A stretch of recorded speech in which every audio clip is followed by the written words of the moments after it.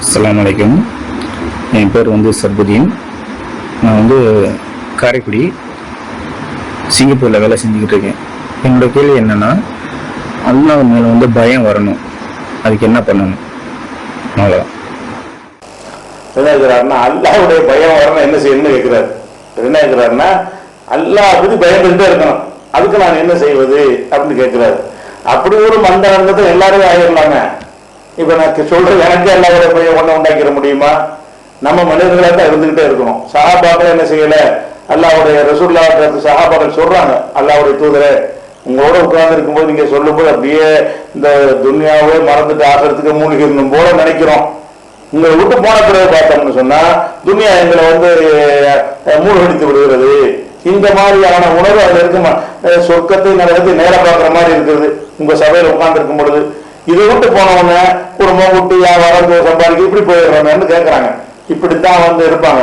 அப்ப ரசூலுல்லாஹ் என்ன செஞ்சாங்க, இப்படித்தான் இருப்பீங்க கொஞ்ச நேரம், இப்படி சாத்தன் கொஞ்ச நேரத்துக்கு இப்படி கொஞ்ச நேரத்துக்கு அப்படிதான் இருப்பீங்க. அப்ப அல்லாஹ்வுடைய பயம் இப்படி 100% பயந்துகிட்டு இருக்கிற மாதிரியான ஒரு அமைப்பு அல்லாஹ் ஏற்படுத்தவே இல்லை, சஹாபாக்களுக்கு ஏற்படுத்தவில்லை, யாருக்கும் ஏற்படுத்தவில்லை.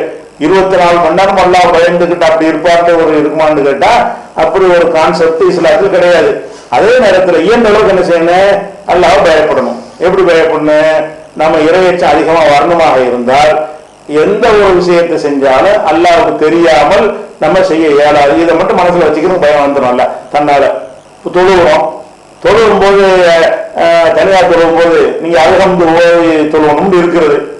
நீங்க அல்ஹம்து ஓதாம நீங்களா தொழுகிறீங்க, யாருக்கு தெரிய போகுது தொழுவீங்களா? யாருக்கும் தெரியாதுனால அவனுக்கு தெரியுமா அல்லாஹ்வுக்கு?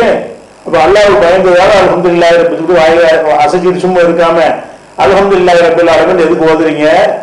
இது ஓதனமா இல்லையான்னு அவனுக்கு தெரிஞ்சுக்கணும்னு நினைக்கிறீங்களா? இல்லையா? நோம்புற இடத்துல நீங்க யாரும் தெரியாம சாப்பிடலாம்ல, யாராவது சாப்பிட்டு இருக்கிறோமா? அப்ப நம்முடைய இபாதத்துகள்லாம் எதை நம்ம கற்று தருகிறது என்று சொன்னால், அல்லாஹ் ஒருத்தன் நம்மளை பார்த்து கொண்டிருக்கிறான். இதை நீங்கள் அதிகமா எதை செஞ்சாலும் அல்லாஹ் பார்த்துக்கிட்டு இருக்கிறான். அப்ப நீங்க வியாபாரம் பண்ண போறீங்க, இது அல்லாஹ் பார்த்துக்கிட்டு இருக்கிறான். ஏதோ ஒரு கொடுக்கல் வாங்கல் செய்ய போறீங்க, அல்லாஹ் பார்த்துக்கிட்டு இருக்கிறான்.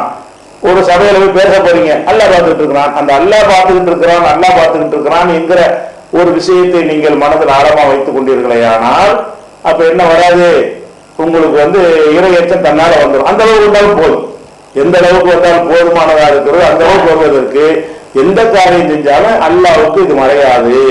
அவன் கண்ணுல மண்ணை தூவிட்டு ஒண்ணு செய்ய முடியாது. இதை மட்டும் இப்ப பார்த்தாலும் மனசுல வைத்துக் கொண்டே இருங்கள், இறையச்சம் வந்துடும். அவ்வளவுதான். நீங்க சொல்ற மாதிரி இறையச்சம், நீங்க இறையச்சம் எல்லாத்துக்கும் தொழுறீங்க, நோம்பலாம் வைக்கிறீங்க. ஆனா இறையச்சம் நீங்க கேட்கறது என்னன்னு கேட்டா அப்படி ஒன்றி போய் உள்ள தெரியாம அப்படி அர்த்தத்துல கேட்டீர்களே, ஆனால் அப்படி இருக்கவே முடியாது. இன்னும் சொல்ல போனா அந்த இறையச்சத்தை எல்லாம் ஏத்துக்கவே மாட்டான். என்ன சொல்றான்னு கேட்டா, நீங்கள் ஒரு பாவம் செய்யவில்லை என்று சொன்னால் உங்களை அழிச்சு விட்டு பாவம் செய்துட்டு மன்னிப்பு கேட்கிற கூட்டத்தை நான் உண்டாக்கிடுவேன் அல்லாஹ் சொல்வதாக ரசூலுல்லாஹ் சொல்றாங்க. நீங்கள் எவ்வளவு துதிலிபு, நீங்கள் மட்டும் ஒருத்தர் பாவம் செய்யணுங்க, அல்லாஹ் என்ன செய்வானா, இந்த பாவம் உங்களை அழிச்சு உங்களை அழிச்சா படைச்சது.